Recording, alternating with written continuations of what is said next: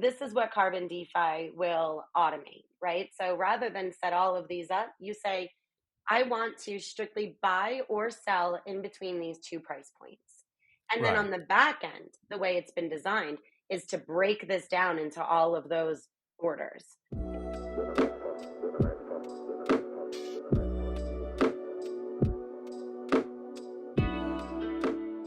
I'm here today with Mark, who's the project lead for Carbon DeFi, and Jen, who's a amazing Bancor contributor.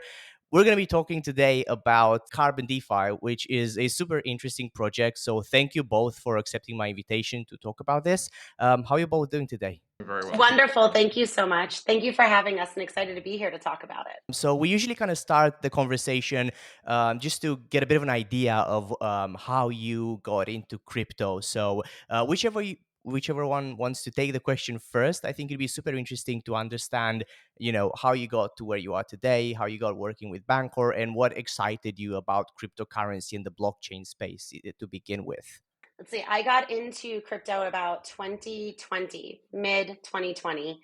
It was, I think, really just what it allows, the underlying technology was what got me. I think what you're able to achieve with blockchain and smart contracts. And it was DeFi that really caught my attention, just bringing something so valuable to so many who otherwise wouldn't have, certain opportunities that they do with decentralized finance. So that was what really got me interested in the Right. industry. And I started out as just a DeFi enthusiast, and then I became a Chainlink community advocate not too long after, and a community member and DAO member of Bancor. And, you know, I'm very much into the fundamentals. And like I said, like what you're able to bring forth. And Bancor has such a history that it was really something that I was leaning into and a project that I took a big interest in. And I became a full-time contributor in addition to the DAO member and the community member about 2 years ago now. And it's just been kind of full steam ahead since. Right. Right. That's a cool story. Have you lost your first bag yet, or or just not Oh yet? my goodness, God, that happened. I joined May 2020. I think that probably happened like, I don't know, June 2020. I mean, you know how it goes, right? I mean, like you kind of you go, and I always figured I was so early that I should probably be taking these risks and doing these things. And then I kind of, as I was in the space a little bit longer, I realized that maybe some of these risks weren't worth taking. And this is kind of a role that I've played within Bancor, also kind of helping get this out a little bit and educating users and things of that sort as well. So I've definitely lost my first bag and try to avoid losing Yeah. more. It's like a coming of age in crypto, whether it's because you've traded it or because you've lost access to it. Like so many people, they're like, yeah, so I got into crypto in 2017 and I lost my Bitcoin wallet, and here I am like 3 years later or something. Right. And DeFi So summer, I mean, there was a lot going on then. So if I yeah. think that was kind of when I was taking maybe some more risk than I should have. Yeah. And I mean, it's fine as an individual. It's just that there were so many organizations that were taking risks that were way beyond what's acceptable. That's why we've seen so many going down eventually. And I think that's again super important in DeFi. And it's really good that the DeFi summer happened. It's really good that we've had products that were proven to be financially unsustainable because we know where the limit is. We know, what's a business model that works in an entire market cycle, not just in a Yes, in a bull market cycle. In everything works in a bull market. It doesn't matter what you do, you're gonna make money. It'd be really hard not to make money in a bull market. agreed. Um, So obviously, Carbon DeFi is your new DEX platform. I say new; it's been released in beta, I think, July 2023. So just over a year ago. I'm guessing now it's a full release. It's fully available, or is it still in beta mode? It's released, but there's always new features that are being released. If I can add to it, you know, it's there, right? When it was first released, it was in its beta. It was kind of that MVP, right? Something entirely new. Mark was actually the creator behind the curves, right? It's an entirely new set of curves. So you invented this, we got this product out there, but I mean, just as the space continues to evolve, right? And you see new things being introduced, this was kind of Carbon DeFi also. Just, I think within the last month, two new features were just introduced to really help users understand trading and really get these insights and things. So, as much as it's released, it's not complete. I'll say that.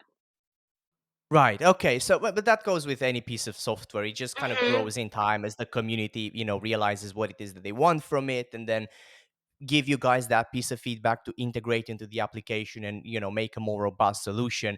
What I really liked about Carbon DeFi is it's like the idea or the philosophy of automating trading on dexes, which is not something that I've seen before, at least not in a nice, easy to use package. So I was wondering if you can talk a little bit about like the vision behind Carbon DeFi. What's the mission, and what kind of gaps in the market have you identified, and how are you trying to solve these with the solution that you've built? Go ahead, John. That's very much Mark. Anyone can take it. I can't take it. I Um, would. yeah, the the original AMM model was was established with a very specific purpose, a very specific use case in mind, and we can speak about this with some authority because we're the ones that established it. Um, the that model prohibited unknown people from providing liquidity to those pools. And that was for the simple reason that they're not very financially performant, and it wouldn't really make sense for regular people to add tokens to liquidity pools. Who it does make Right. sense for are token issuers. If you've actually launched a token, or if you're trying to raise funds with a token release, then it is your responsibility to let's say shoulder the like caretaker status for the liquidity for that token, or at least that was the objective with the AMM. So the AMM is being a product for regular people to try and realize a return on their money. This was more like a marketing gimmick that was shoehorned Right. into a financial instrument that was never designed to weather that. Um, and that is, I think, where a lot of the criticisms of AMMs come from. Things like the lack of agency, in choosing your buying and selling prices, for example, for the tokens that you contributed to it, and instead subscribing to a very specific trading strategy that sure it has a bid ask spread associated with it, but even the idea of a fee, right? That AMMs charge fees is a farce. AMMs don't charge fees and they Right. never have. But in order to try and attract liquidity providers, it helps to simplify some of that messaging, and so it's not quite a lie. But I do think it is a stretch of the truth, and one that was necessary because getting people to understand the short gamma or short straddle trading strategy that an AMM represents is very difficult. And so to simplify that message in order to make it more more appropriate for mass consumption has meant that we've kind of relaxed some of the details in order to to bring people onto it. But I think that trading, it can just be simple. I think the mistake is trying to make an AMM into something that it's not, in order Right. to align it with people's trading, interests. And so Carbon DeFi really is sort of the answer to that. In a perfect world, what we would do is just implement an order book on the blockchain. And there are so many reasons why this would never work. One is that the amount of data associated with an actual functioning order book is crazy, and block size is finite, and to sync up that much data would require so much storage that even just a simple trade would have so many read write processes associated with it that it would just consume the gas limit for every block. And so I think what AMMs have at least demonstrated in theory is that there is a way that you can recreate certain aspects of an order book using, borrowing from concepts in calculus where rather than having sort of discrete limit orders at certain positions, you can instead use like a continuous summation. And this is essentially how the AMM algorithm works. So with Carbon DeFi, what we've done is to separate out the parts that we don't think are necessary. Things like having pooled capital. So, like Carbon DeFi has no liquidity pools. This is also Right. partly inspired by, or at least motivated by, the perception of an oncoming regulatory landscape where pooling users' funds together is not necessarily a good idea, especially with things like travel rule and things already being, a Right. hard truth in Europe and things like that. So there is a way to organize these things, and you can create much of the functionality of an order book without having to actually implement an order book, which is good, because order books also have a very strict regulatory definition, and having something that offers a similar functionality but is itself not an order book. So, for example, doesn't require a clearinghouse, and doesn't have it doesn't require anyone to identify themselves as a dealer broker or something like that is helpful. So in short, what Carbon DeFi represents is sort of the concession that the AMM design does not represent the interests of the users, right? The people who actually provide liquidity to it, and instead gives them back that agency of being able to quote prices and trade the way that they want to. So things like normal limit orders are an intrinsic, like natural expression of the smart contracts Right. rather than something that is shoehorned into an AMM to make it operate that way. And also think, it's also recognizing that pure limit orders aren't necessarily all you want out of an order book. So on a traditional exchange, when people are, scaling in and out of a position, they generally don't put all of their chips down on one price. They would prefer to create like dozens of limit orders or something in a certain price direction. Um, and so Carbon DeFi recognizes that and says, look, we can actually do that, but instead of having to create many entries, and consume a lot of data or storage in order to create that, we can capture it using one of these price curves. And this means that it's much more gas efficient and with much less computational overhead in order to achieve it. So that Right. kind of scaling approach, recognizing that people don't want single limit orders but prefer to scatter limit orders around a certain price target, is again a natural expression of those systems. And then also recognizing that people tend to fade, perform fading strategies in a volatile market. So if you're selling Bitcoin, for example, at a certain price point today, it's probably with the intention to buy that Bitcoin back at a lower price, right? This is just how traders interact with markets. And so again, Carbon DeFi realizes that intrinsically, you can link your buy and sell positions together so that after you've nominated to sell a token at a certain price, that the stablecoin or other token that you're quoting its price in is then available at a completely different price to rebuy that token. And this means that you're not paying the gas, right, on every single trade, but you only pay the gas once to tell the system how you want it to trade on your behalf. And then after that, people interact with it the same way they would any other decentralized exchange, right? From the taker's perspective, it just looks like a normal, AMM. But of course, it doesn't have those same kind of AMM mechanics.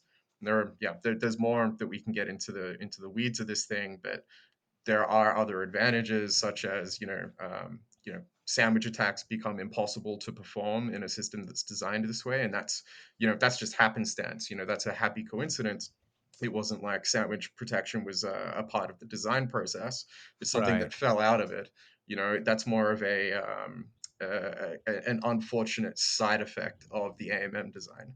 And so by foregoing the AMM design, you also lose a lot of the problems that AMMs inherit, such as sandwich attacks and other things. So yeah, Right. the And is that system. mainly because you're using something that's kind of like an order book, but not an order book? So Yeah, everything is, or like you cannot front run something that has some kind of timestamp order or something. well, you can still front run stuff. Like front running is an intrinsic component of markets. and it depends on your time horizon, but you could make the argument that someone buying Bitcoin today was front run by someone that bought Bitcoin last week, but Right. within a block, if there's competition for a certain order, then sure, like whoever is first in best dressed will get the order first, and that means that you're effectively front running someone that would have liked to purchase that, even if it's occurring in the same block.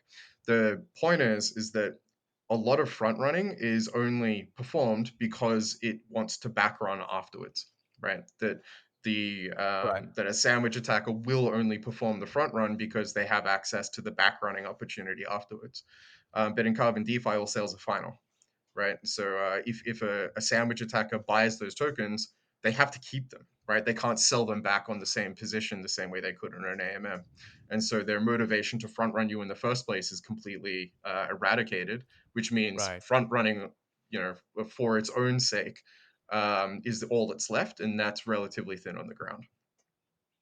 Okay, yeah, that makes sense. So then Carbon DeFi is mostly targeted towards retail investors, traders, rather than institutions. Is individuals just doing their investment, whether it's DCA, whether it's buying the dip, whether it's limit orders or combination of recurring limit orders. That's kind of the vision behind it. It's I'd say well, I mean, the vision is certainly broader than that. There are, it is a generic exchange protocol, and there are so many right. things that you can do with it. So in terms of like, the retail and institutional use cases, I would argue that for institutions, there are things about it that are going to make it a lot more attractive than other decentralized exchange implementations. For example, Mm-hmm. the fact that your funds are not pooled, and that they are, yours alone, and that they aren't combined with other users' funds, also means that you can implement your own whitelist or blacklist. So if you wanted Right. to, you could say only these people are allowed to trade with me, and Carbon DeFi can then be used for OTC purposes. And you can, obviously the OFAC sanctions list is something that's generally implemented across DeFi. But you might have your own more strict, blacklist that you want to maintain, and if you wanted to permission your liquidity, more specifically than those generic OFAC sanctions include, then you're welcome to do that. Things like that. Um, Okay. so yeah, but There was it can also also the case be, of Woo, Mark. Projects yeah, who want to have yeah. liquidity, if you wanted to speak on that. Yeah, projects that have their own token allocations Mm-hmm. can also use it to manage their the effective liquidity on the chain in a much more granular way. So you can use Carbon DeFi to create generic concentrated liquidity positions that emulate something like Uniswap v3, for example. But because we Right. don't have tick boundaries, you're not limited to certain price constraints. And you can also adjust the bid ask spread or the effective fee continuously, right? That's just a parameter of the position that you've created.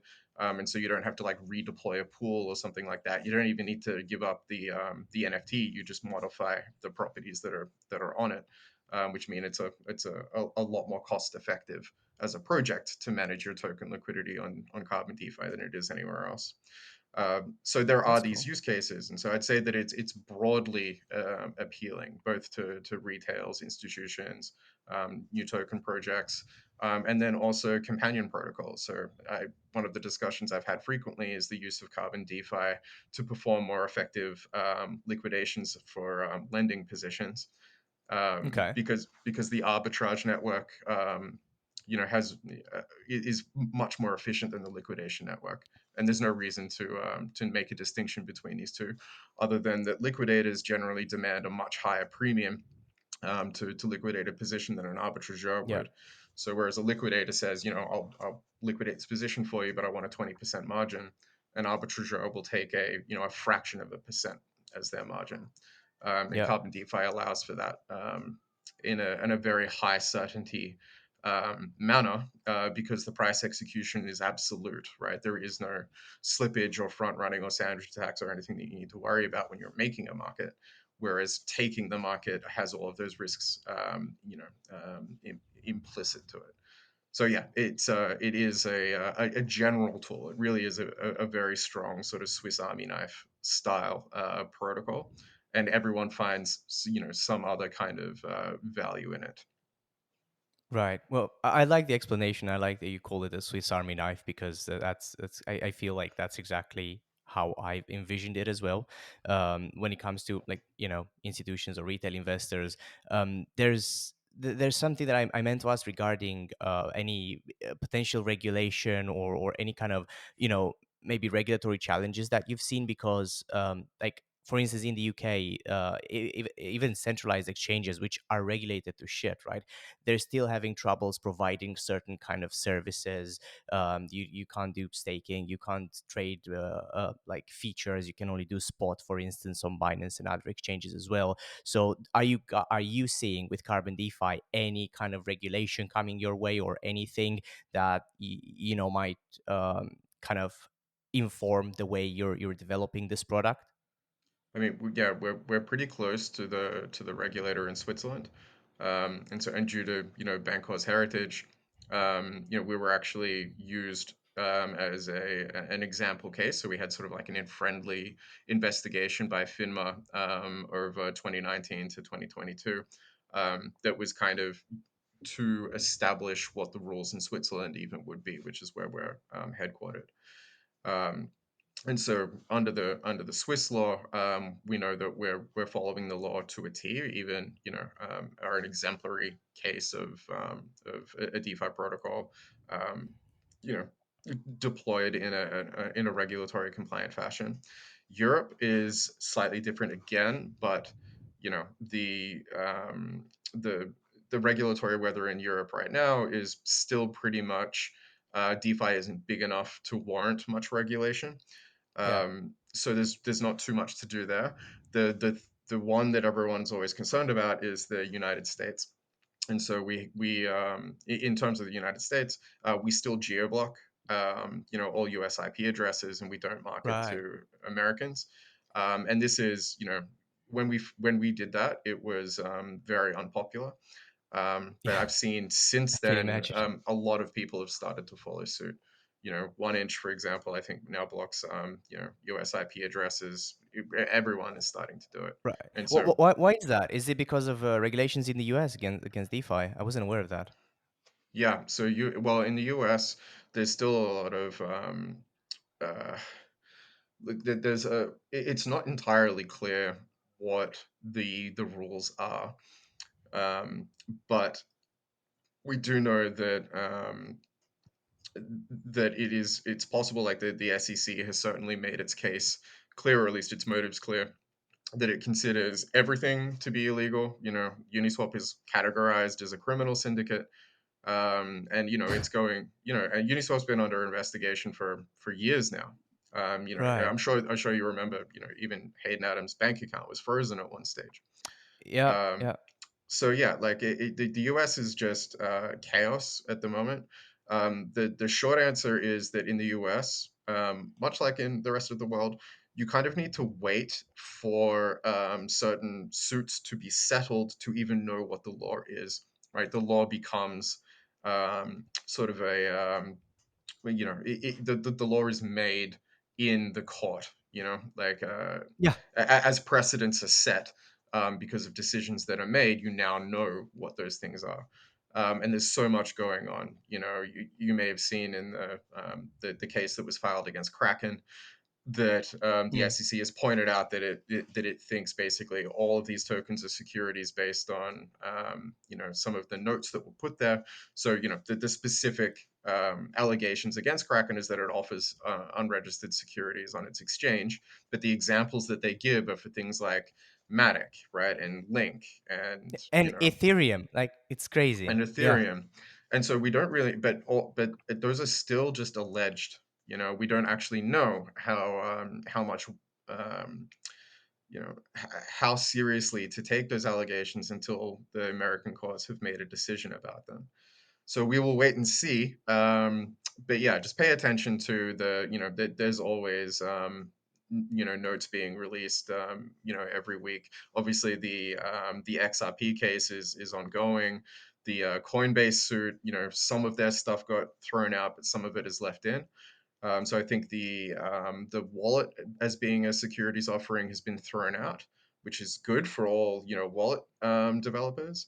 But the staking product, I think the courts decided that the SEC has made their case sufficiently well that it should go to trial. So we'll just have to wait and see how those things happen. It's not like there's a legislator somewhere that's just waiting to write an opinion. This is something that actually needs to happen in the battle of the courtroom. So Oh waiting to yeah. see. Yeah, but from what I've seen, everyone is happy to follow some kind of regulation. I've seen exchanges, I've seen dexes and DAOs, and everyone is happy to to be regulated in a way that it makes sense, right? Because if you suddenly come out and say, well, you know what, everything's illegal, that's it, everything, Yeah. everything and everyone are doing illegal things, then that's not something that anyone can work with. I saw this Reddit post the other day. There's this guy that sold accepted an offer on OpenSea for his mutant ape. He listed it for 7 ETH, got an offer for 6.5 ETH, accepted the offer, and then he had to withdraw his funds. Took his money, took his ETH to Binance, and Binance immediately froze his account Mhm. because allegedly this 6.5 ETH came from accounts associated with illicit transactions, right? Right. Oh, What that means is they've done an AML check on the wallets, and then they've seen that the wallets may have had, illegal ETH or ETH that went through, I don't know, Tornado Cash or Mixer or anything like that. But the interesting thing is, if you go and you perform this AML check on your wallet, right? On a clean wallet, it will likely consider it an illegal activity because there's so ETH is moving in any direction. It's almost impossible to have clean ETH, just as it's impossible to have clean fiat. Like, how can you guarantee that the fiat that you've used doesn't have like cocaine particles on it? Because it probably does. They all do. The Yeah. Yeah, the irony is that um, I would say that it is par for the course, meaning that the majority of project founders and leaders, they are the ambition is to be compliant. No one wants to Yeah. ignore regulation. No one's even afraid of regulation. But what you'll find is, especially from the institutional perspective, is that there's three categories. There's like white, which is everything's perfectly legal; black, everything which is absolutely illegal; and then the worst kind, gray, right, where people don't know if it's illegal or legal. And a lot of the DeFi businesses kind of exist in that gray area, which is certainly holding back institutional adoption in the space. Um, but that gray area, like it is shrinking, and it's via this this process of court battles where clarity is sought. But yeah, it's not the case that people want to avoid regulation. I think that that's a mischaracterization of the industry Yeah. in general. People want to be regulatory compliant, but what you need is clear instructions of what the regulations are, and that's what's lacking. 100%. And it's always, I feel like, I don't want to blame the regulators, because at the end of the day, it's everyone's breaking new ground every day. Everyone's creating new solutions that didn't exist 5 years ago. But it's also the lack of understanding of what these things do and where the risk is. Like, I've seen people going on, markets like, Dex Screener. Dex Screener in itself is a perfectly valid, useful tool to use, right? It's Dex Screener is not the problem. Just like Tornado Cash is not the problem. The problem is how it's being used and the bad actors that are in the space, which are able to cheaply create tokens for no price at all. You can pump out hundreds of tokens a day if you want to. And I just see different things being regulated or put under a microscope, rather than the actual bad actors that are contributing to this crime in crypto. Yeah, I think regulation should be it would be much better if regulation and lawmaking had as its as a focus point distinguishing between good and bad actors. But that's just not how bureaucracy works. A lot of Yeah. these rules are about order, right? Regulation is not necessarily to prevent bad things from happening. And I think that that's, again, another misunderstanding. The regulation is about how do these industries like fit into sort of the fabric of society, and Mm. how do you make them compatible with other mechanisms. So regulation is not just in form like we usually hear things about investor protection and that kind of stuff. I promise you, the regulators don't give a fuck about investor protection. They They never don't have. give a fuck. It's much more subtle than that. What they really care about is like disruption on a catastrophic scale, and certainly cryptocurrency and DeFi threatens some of the mainstay systems, and I think that that makes a lot of regulators nervous. That they're unprepared or they don't understand these technologies, and they need to consider how their adoption might affect disparate parts of the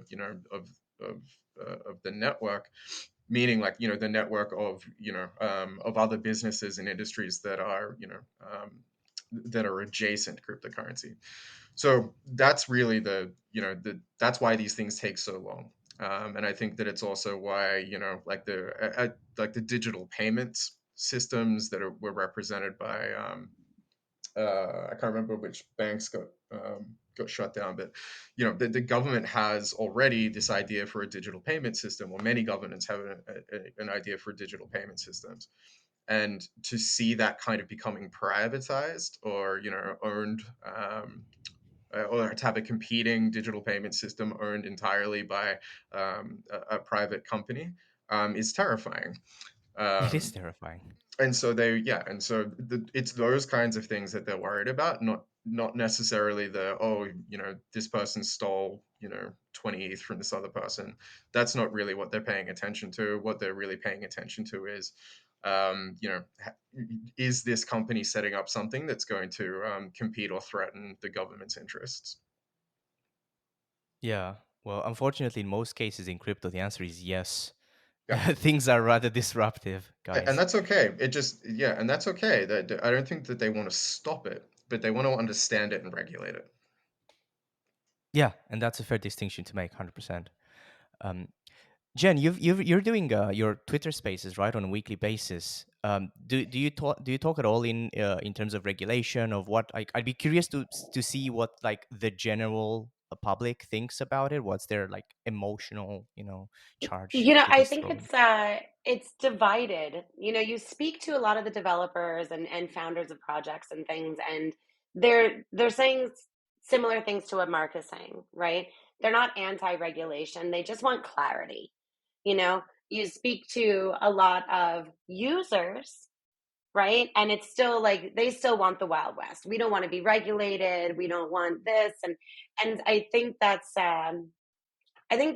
where that sort of different opinion comes in. Like we don't mind being regulated. Just let us know what that gray area is. Let's get out of that gray area and let's just move on. Let's continue building. Let's continue making these sorts of tools, technology available to everyone. And without the fear of being penalized for it, or being handed a suit for it. That it's really, like you said, it's disruptive. And if you are developing with this sort of weight on your shoulders, or this sort of fear, this like looking back behind you of, am I okay even doing this? um it's not going to allow us to really grow and thrive the way that I believe our industry is capable of doing. But then, like I said, you talk to some of the users, and it's censorship resistance, and it's that real ethos, that like core of blockchain that they're really holding on to, and that goes for the government as well, right? We don't just stay out of it. So I think there's a divide, depending on who you're really speaking with. Yeah, 100%. Do you think the lack of regulatory clarity has hindered the development of the industry? Mark, maybe, I Like, think that it's would made we it more be? difficult, right? I think Yeah. even developers and things, I've spoken with so many who are looking to build in this industry, and even just being a builder in the industry, it's like, I don't necessarily want to be in the US because if something were to happen, are they coming after me personally? Like it makes it um, there's a big hesitation there.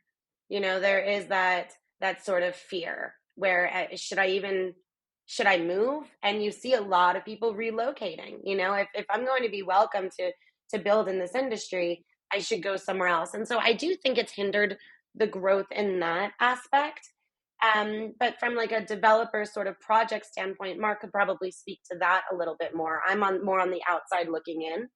Mark is kind of Sure. more on the in, you know? Mark, what's your take on that? Um, the question being whether or not I think that what legal threats are holding back developers. Yeah, the Or, lack or of whether regulatory yeah, clarity. whether we would have been further ahead as an industry if we did have more regulatory clarity. Hard to say. I think that you know the specifically in the United States, yes. I think that it's already been pointed out you know by leaders in Congress that a lot of there's been a huge amount of capital flight out of the United States due to the what they categorize as mismanagement by the SEC, or at least an enforcement based approach to regulation, which is uniquely United States flavored. Um, Right. and yeah, and I think that many people are disappointed that what could be such a significant sort of technological cornerstone of this century is being actively trampled out in the United States. But in place, but that it's a uniquely United States specific phenomenon. Right. I know that, for example, in the UK where you are, that after Brexit, the United Kingdom has been actively trying to find ways to rekindle their financial markets, because I think during Brexit a whole lot of stuff I think ended up getting exported wholesale to like Bermuda and other things. Yeah. And so there Yeah. there is a huge gap in the financial markets and the dominance that London used to have. And so the regulator has opened up a regulatory sandbox for people to try new things.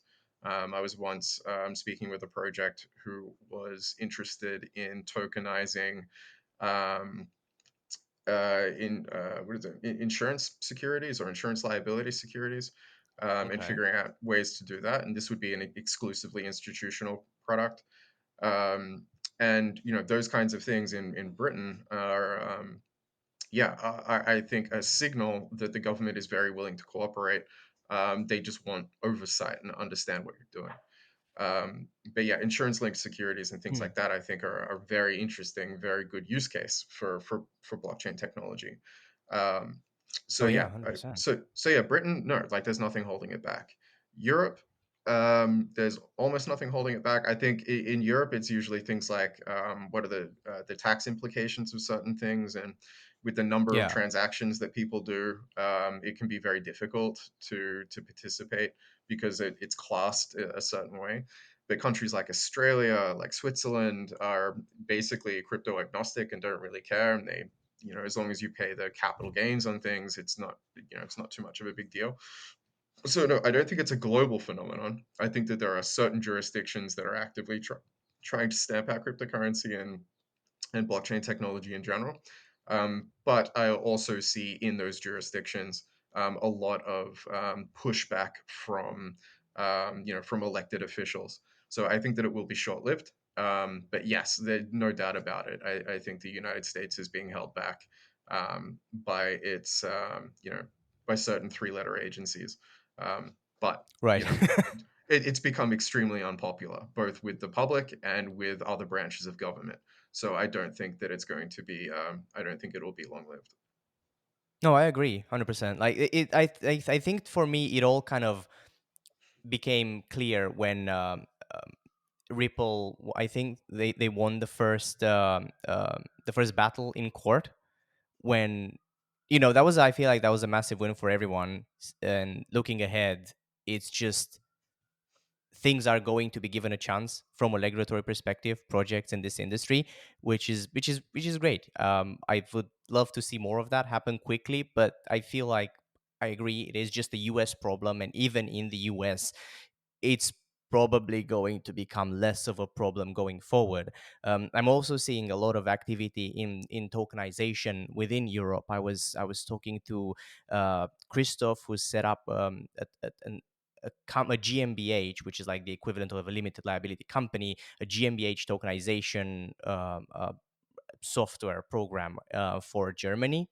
So you'd be able to create a company, a limited company, and then do either crowdfunding or stuff of that nature with tokenizing assets. There are some legal um, legal challenges that they've had to kind of go through. I think that tokenization can be more than 8 million euros or the equivalent of 8 million euros. So you kind of have to make sure that your tokens don't value more than that at the time. But I think it's great to be able to, in a place like Germany, to just tokenize your company and raise funds that way, because there wouldn't be any other way to do it. Like, for you to buy a share from a company that's private through the German legal system, it's an absolute ball ache. So just doing it this way, you can just buy it on the market, and it's all legal.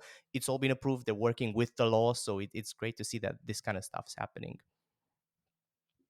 Definitely, I haven't heard about this before, so it is great to like hear that these sorts of things are happening.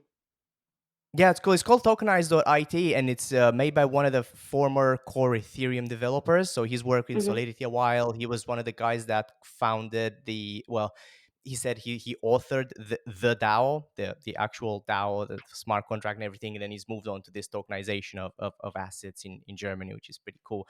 I wanted to get back to Carbon DeFi for a moment, because I meant to unpack some of the things that you've said towards the beginning, and I never got a chance to. We just kind of launched into this regulatory discussion, which has been great, by the way.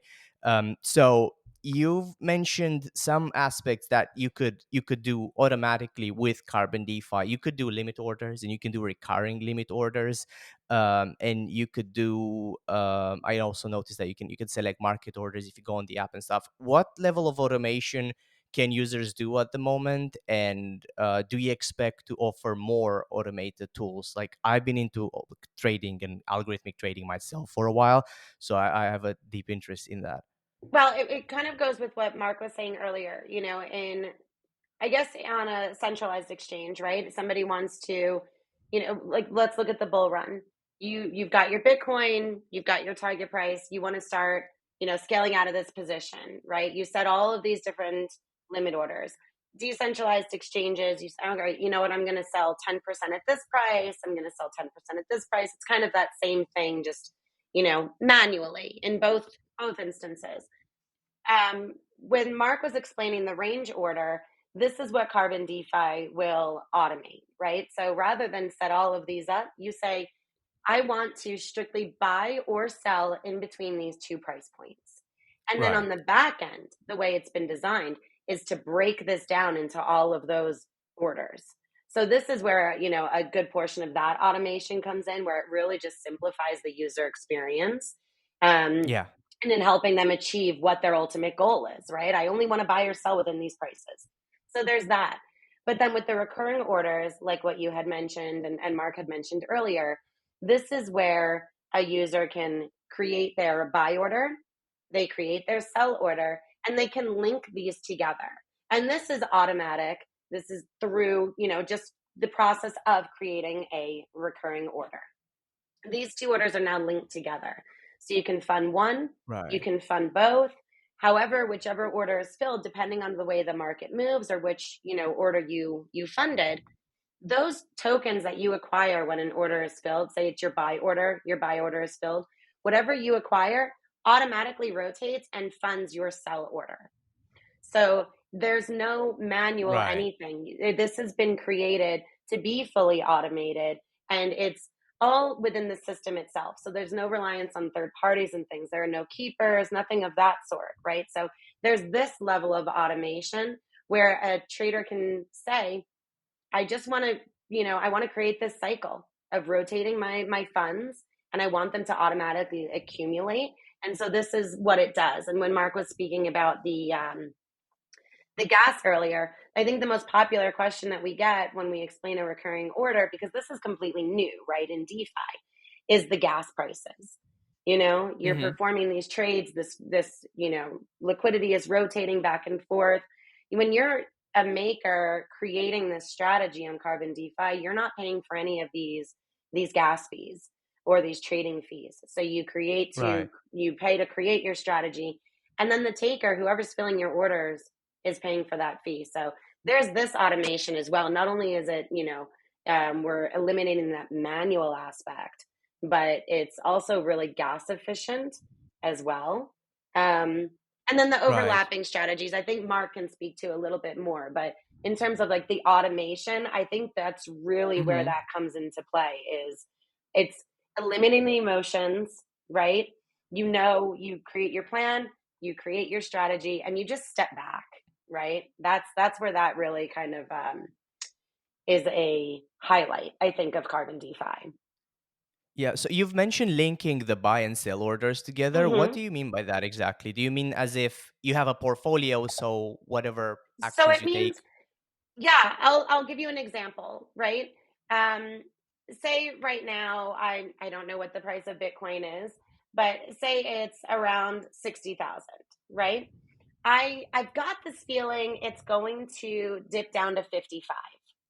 So I'm going to create a buy order on Carbon DeFi. I'm going to buy, Bitcoin or wrap Bitcoin with my USDC when it gets down to 55,000, or 55 down to 52. I'll create a range. Start buying at 55, I'll buy down to 52, right? But I can also say, I do still think though it's going to go up to 65. We're back up to 70, right? So I'm going to create a sell order for 70. Now these two I can link. So like normally in a centralized exchange, you create your buy order, you have to wait for that order to fill, then you take what you've just acquired and you create a sell order with those new funds, right? This is all manual in order to achieve Right. this. Unless you have more liquidity for to place Right, both, right. right? So with Carbon DeFi, you don't have to do that. You can just say, "This is my buy, this is my sell, and I'm going to, I want to say link again, right? But I'm going to connect these two orders so that this liquidity continues." When you were saying like you don't have to wait for this order to fill to go back and create this order to deposit these funds, that's what a recurring order is. So it's not Oh, the that's very two cool. separate orders. Yeah, it's linked together. So you like when the market is crabbing, you just kind of see this, it's just bouncing back and forth. Okay, well, why not be able to, capitalize on that, right? And automate that. So that's where that automation and that sort of that linking orders comes in. Maybe Mark has a different way of explaining it, Right. but even the ability to create a separate buy and sell order is kind of a new concept, right? Especially when you're comparing it to AMMs and things. But Yeah, no, one it's step cool. I farther. like it. Yeah. Mark, I don't know if you wanted to add anything to the recurring orders at all or to the automation. No, I think you covered it. So how does it work under the hood? Like what's under, the application layer? Obviously there's a wallet. You could connect your own. You could create, I guess, a fresh wallet if you wanted to be safe and make sure that you don't let the bot run free with your funds if you don't want it to. So but I'm guessing there's some kind of middleware somewhere. There's a script or a service or something that kind of keeps these orders in memory, like you mentioned, Mark, like the kind of like not the order book but something to manage all these things, like the way we do it.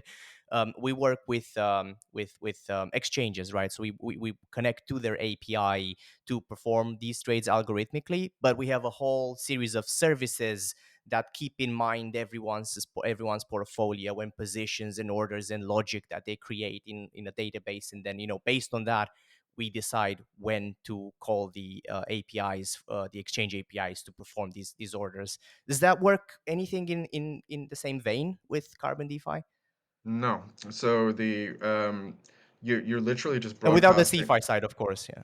Yeah, no, even without the CFI side. So there is no middleware. There, like even if we had no front end or back end, Right.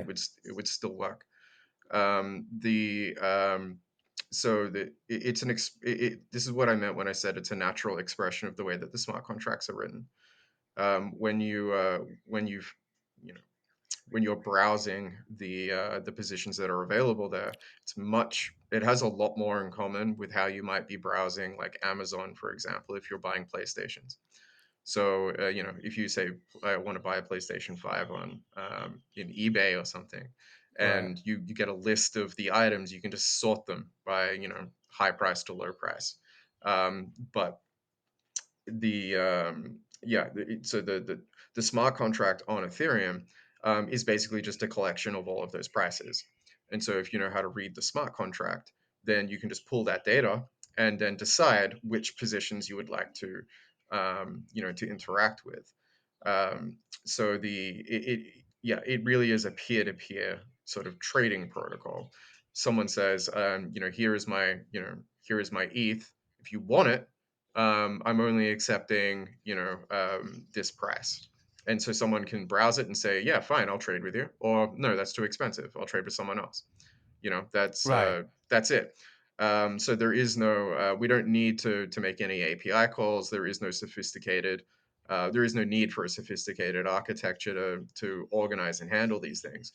Obviously, it helps to have something like an SDK, which we've built, which if you Okay. use it will extract the data from the smart contract and organize it for you. But if you don't like our SDK, that's fine. Write your own. It's DeFi as normal. Um, Right. but but yeah, there is so in terms of executing prices, Carbon does not. Right, it only broadcasts the prices that you wish to trade at, and it's up to the market to decide whether or not it trades with them. And because of the way that blockchains work practically, there will be certain market devices, things like liquidity aggregators, things like arbitrage networks, and so on, that are constantly, aware of those prices. And if there is an opportunity to trade with you because the market has demonstrated an appetite for it, it will execute. So the actual execution is something that happens to Carbon DeFi, not by Carbon DeFi, the same way that a liquidity pool would operate. The liquidity pool in its original implementation has no knowledge, right, of the market price of something, but it finds the market price anyway because the market interacts with it and isn't, and has let's say a motive to trade prices up to a certain level and so on. So we basically apply that same assumption and let the all of the bids and asks or all of the buy and sell orders that users have provided um, be um, be discoverable, and that's all you really need. I With see. that, though, Okay. Mark, if I can add, I'm sorry, well, just because we're on this topic with the aggregators and the takers of the system and the arbitrageurs, it's not necessarily also just relying on outside sources either. Because I think, Mark, this is kind of where the ARB Fastlane comes into play. So just prior to the release of Carbon DeFi, Bancor developed the ARB Fastlane, which is an arbitrage bot. And this has been integrated into Carbon DeFi across the, whatever chain it's deployed on, right? So Carbon DeFi is on Ethereum. I believe there are maybe a dozen of the leading dexes on Ethereum that it arbitrages, and it uses this sort of searching system, right? It searches for all of these trades Yeah. for order execution on Carbon DeFi. And the ARB Fastlane is unique. It's a first of its kind because it's decentralized, it's permissionless. Anybody can go and run the bot, right? I think there are maybe 70, 80 callers of the bot on Ethereum right now of the ARB Fastlane. But Yeah. I this was has looking at the been, GitHub repo. It's mainly Python, isn't it? It's a Python script, yeah. Yeah. That's cool. yeah. So there's that. So Bancor has that it's deployed alongside Carbon DeFi. But then now that Bancor has licensed the smart contracts, Carbon DeFi smart contracts, They have been deployed on 3 chains now, and the ARB Fastlane is deployed by Bancor alongside each of these licensed deployments as well to really support the sort of order execution. So it's not necessarily only Right. aggregators and other arbitrageurs outside of the system. We've kind of built in this sort of arbitrage trading bot to support that. I Right, say and we. that's very cool. I think, yeah, it's I was the not royal building that. we. I think arbitrage is super cool, especially like decentralized arbitrage, and would definitely love to know more about the kind of arbitrage opportunities that our Fastlane provides. I noticed, I think just scrolled through the main page briefly. So you do one-to-one arbitrage, you do multiple arbitrage, you do triangular. So that's some pretty powerful features, and I wasn't aware of this solution before. It's really interesting. I'll definitely check it out in more detail. Yeah, it has. Thank you. It's amazing to see the amount of interest that it's gotten. It really made it available. It's not as there's not that sort of technical barrier that there is in Yeah, so many other, like arbitrage trading solutions or things of that sort. Like, and even just having the support of the Bancor developers, right? There is a Bancor developers Telegram group.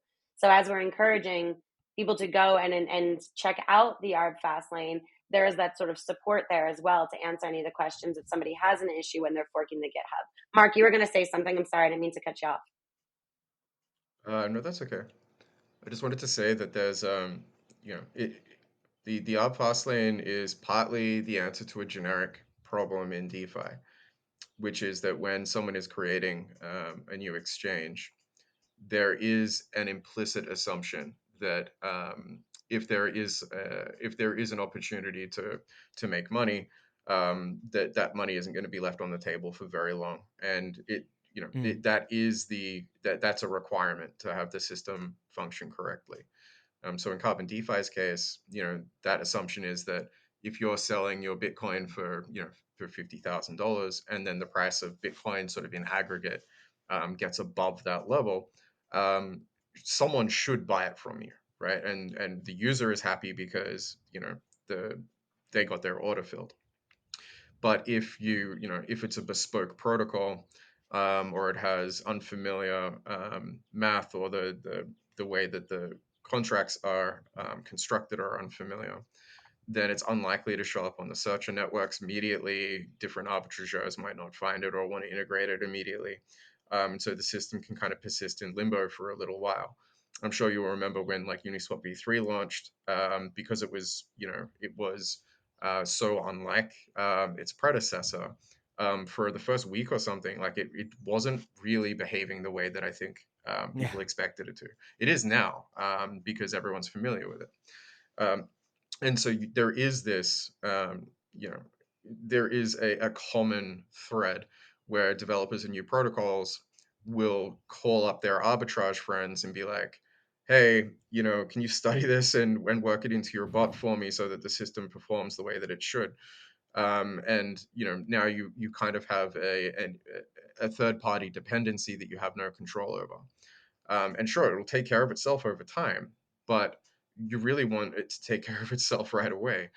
And so with the fast lane, we can reach out to new projects and say, what is, help us understand your system, and we can actually build a module into that thing. And then everyone in the arbitrage network can immediately know how to interact with your protocol.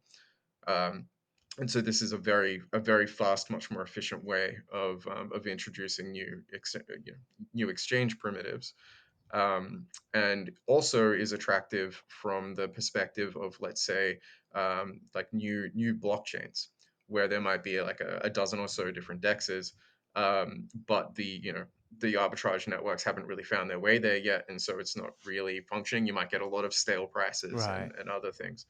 And so it turns out that new chains are also very interested in getting it because they get more transactions, they get higher volumes, the exchange infrastructure tends to behave a little bit better. Oh yeah. And so it's really trying to address that unspoken assumption that markets should behave rationally, because they often don't. And sometimes you need to provide people with a little bit of lubricant, to get their systems performing, or integrated into your systems, and that's what the fast lane provides. Oh yeah, 100%. And it also helps level the playing field. I feel like it just helps spread liquidity across the different dexes, different pools. So it doesn't, like things are no longer solitary. So you said it works, our fast lane works with Ethereum and the main dexes on Ethereum. Is that right? Also on Phantom, Mantle, Base. And we've deployed it in a few other locations, but it will be deployed eventually on every chain. It's a Nice. part of it. It kind of comes with the license, when people buy a carbon deployment. So we make sure that the infrastructure there is up and running, and generally everyone's pretty happy about it. That's cool. Any plans to deploy or interact with Cosmos at all? They've got an amazing ecosystem. Yeah, if we find a license, if we find a group that wants to license the protocol, we absolutely will. I've always been a big fan of Cosmos. I think, in general, it helps to have, EVM. I know not every part of Cosmos I think is EVM compatible, um, but I could be wrong. It's been a long time since I've examined it. But yes, like I don't have any specific plans to. But if there is if there's a group that wants to add, order book like functionality to their existing products, or if they want to launch a new product on their own, we offer a complete white label service for this protocol. That's very cool. Yeah, I would love to see something like that deployed across the majority of the chains. As much as I'd love to see a project like Cosmos, maybe something else, just to be, to be like this ubiquitous glue that just connects all of the chains together. Like I feel we are moving in a place where we're abstracting away from this complexity of this chain and that chain and the other chain, and I think it really helped with adoption to have something that just brings everything together like it should, because every chain's idea is like, oh, this is going to be the chain. No, it's, there's going to be like 500 others that are going to be used. Yes. um We've spoken about chains quite a bit, and I think what do we have, like 250 chains now, 225, something like that. Quite a It's bit. probably more than Nice that. to have the glue, like you said. Yeah, I think this industry needs that desperately, and the sooner it will happen, the sooner like adoption will start to follow suit. Because like we've all been here since quite a while ago. Jen, you've been here since 2020. You said in the crypto space. Mark, you've obviously been there a while, and you are you a programmer? I didn't ask. Yeah, it's more on the data science side. So I don't do Solidity. Obviously, we have Right. specialists to handle the smart contract stuff. But I do a lot of I build the models, and I program it, almost exclusively in Python. I can also do C, a little bit of JS, but Python is my bread and butter. Nice. Python's nice. I like Python. It's friendly. It's cool. But yeah, I was gonna say it's like none of us have the experience of not knowing what it's like to just be exposed to something that's completely alien. Like I live this stuff, I understand it, and even sometimes it's confusing for me as well, right? Like I can only imagine someone that just found out about Bitcoin, like last year, how Mm. confusing this space must be. It's like, oh wait, there's more than just Bitcoin, there's also Ethereum, and wait, on Ethereum there's other coins in Ethereum, and wait, Ethereum does what with their code? It's absolutely bonkers. This was So yeah, exactly my reaction in 2020. yeah. No, it's There's more crazy. than one, and this one integrated with this one, and what does that even mean? And what purpose does this serve? And how does it use? Yeah, I mean, I remember connecting those dots and falling deep into the rabbit hole when I first joined the industry. And even Yeah, now, because I mean, all 4 you years do is read later. at that point. Mhm. Like all you do is read different articles about what different chains are and different projects are, and then once you've been in the space for a while, you realize there's a new thing coming out every day that Yes. it's almost impossible to catch up with everything, and there's people building incredible things, and to be just new in this space, you're being thrown at the deep end, like at the absolute deep end of things. Yes, you are. Yeah. So, do you guys have anything planned for this year in terms of features that you'd like to let people know about regarding Carbon DeFi or any other Bancor product? Anything that you'd like to tease or anything that you'd like to shine a light on? I generally May don't I like touch on teasing one that we things. just released? Yeah, Yeah, do that, sure. John. Yeah. Okay. Because we didn't speak about the simulator. So something that we just released, something that Mark had actually developed and started developing before Carbon DeFi was even released, was a back testing tool. It's I the was just playing simulator. with this before Were you? before our podcast. Very cool. So it's on the front end. It's available on desktop. But it's something we didn't speak about. So with Carbon DeFi, Mark had spoken about how you don't have pools, right? You can create a trading pair with any two standard ERC20 tokens. So to have the ability to create a unique trading pair is really I won't say it's exclusive, right? But it's a really it's a benefit of Carbon DeFi being able to say like you wouldn't normally trade these two pairs, but that's a pattern I really like. I want to take advantage of this. But then to take the simulator and look at how these tokens would have traded against each other over the last 30 days, 7 days, 60 days, 90 days, whatever it was, 2 years, right? Or year. And it allows you to back test this. It gives you a really solid, like a deeper understanding of what was happening with those trades and how you can improve your strategy moving forward, from this sort of historic data, and then create a strategy right from that. So I think it's really neat because one, it gives you a lot of information, and really helps you become a better trader. And then two, because it really kind of allows you to step outside of that mentality that I think a lot of us are in, where it's like trading against ETH, trading against a stable. Here you can create these pairs and you can actually see it. And having that visual with the simulator has been really, really helpful to a lot of our users, and I think can be really useful to a lot of just traders, potential users also. So I kind of wanted to Okay. highlight that one before we went into future features. I'll let Mark speak to the future features a little bit. Yeah, no, Okay. I love the simulator tool, and what I really liked about it is that you compare the buy and hold versus your trading strategy. Like, is it more efficient? Because that's what the baseline is for a lot Yes. of people. Is it actually more profitable to be trading this than to buy and hold? And I like that you have the visual there to kind of let you know. Yeah, I agree. That's the numeraire that should be used. It's because otherwise, if you're comparing it to US dollars, um, you know, it, a very bad trading strategy in a bull market can still look like it's performing quite well. Yeah. Whereas if you had done nothing at all, you would have performed a lot better than that. So I agree with you. Comparing it to the buy and hold is the correct numeraire, and that's the one that we use. Um, yeah, the another feature that I think we should talk about is the actions, which we added just recently. And so this allows you to actually download all the transactions for one of your trading strategies. So the time, date that it executed, whenever you update the prices, if you add or remove liquidity, that kind of thing. Which it can be very beneficial when it comes to tax season, for example. You can Right. actually give your accountant something that is a total, like a list of everything that's happened with your strategy on carbon, which is extremely valuable.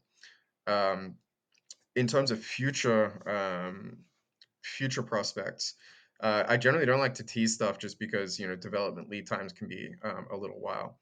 But we have spoken about an element in the system that's called the automatic auctioneer, which Hmm. is currently, like, we have developed it and are already using it for the project's own use case, but it is potentially generic.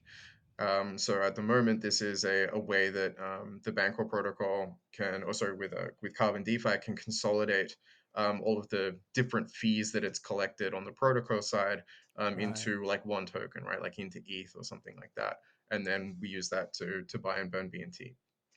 The the point is that is a problem that many projects have. either for because they have the same sort of diverse portfolio of different tokens that they would rather get into one thing, but also more abstractly. Um, the problem that we're trying to solve with that thing is that if you have a token and you don't want to trust an oracle price, or you don't want to trust Mm. an AMM's self-reporting pricing, how do you in a decentralized and permissionless way transfer value from one token into another? And this Dutch auction style system that we've developed is useful, because it has Right. no dependencies. All that is, again, the only assumption is that there are people watching it, who are motivated to interact with it as soon as it's profitable for them to do so, which is where Hmm. the fast lane comes back into it. And so if you've got a very large number of unique callers who are all paying attention to that auction, I guarantee you, as soon as there's like, a couple of cents of profit to be made after paying gas, someone will take that deal. No one's going to wait around for the profit margin to go up, because everyone is scared that they will lose that transaction, if they wait too long. And so this is potentially generalizable to things like, debt liquidations from lending protocols. You can also use it for, to consolidate other kinds of value. Like, it doesn't necessarily need to be about token fees and things like that. There are Yeah. so many reasons why a project might want to transmit value from one token into another, but doesn't want to risk having a developer, perform a swap on an AMM or something like that, which has all kinds of risks associated with it, not just practical but legal as well. And so this mechanism is extremely valuable. And so while it's developed and we're using it at the protocol level, it's still a boutique product that we're only dogfooding.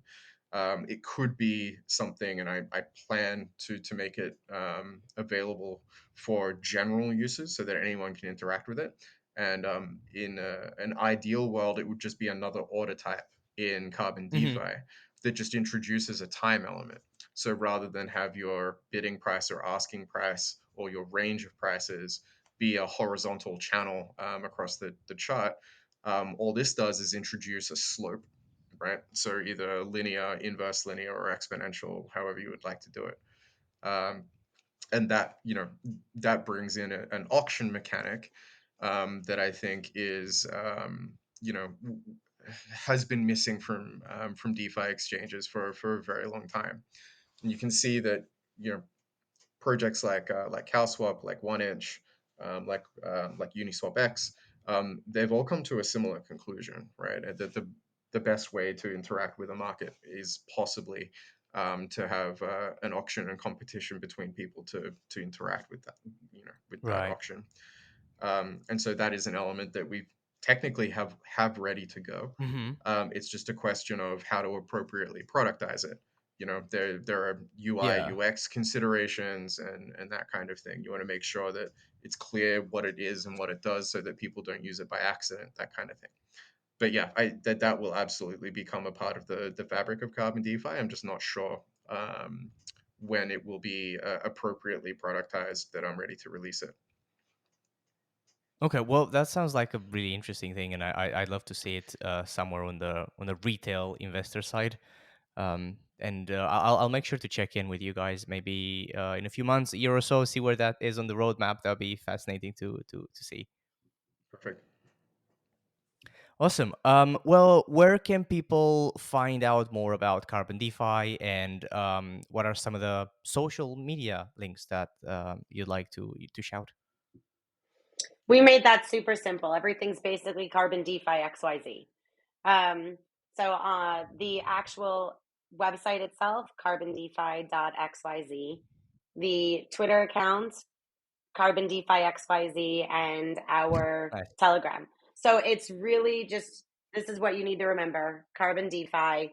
You know, definitely suggest checking that out. There's also a generics links page. Obviously you can find everything from the website, the blog, and things of that sort. There's actually one about the automatic auctioneer and how it uses Carbon DeFi, or it's able to achieve these things using Carbon DeFi.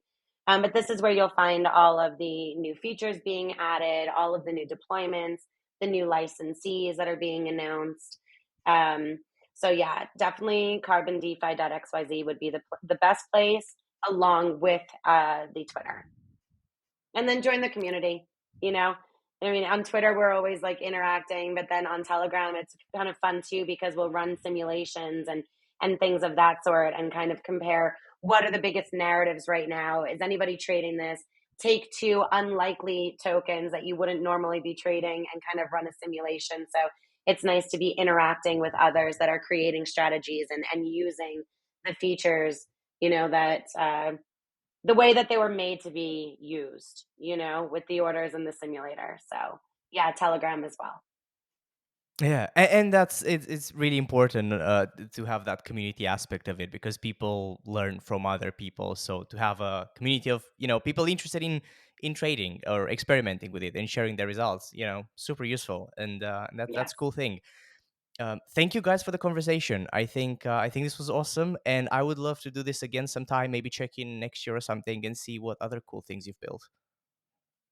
It was a That would be pleasure. Thank you so wonderful. much. Thank you so much for having us. It's been great. Have a nice rest of your day. Thank you, everybody. You Bye. also. Thank you. Thanks, guys.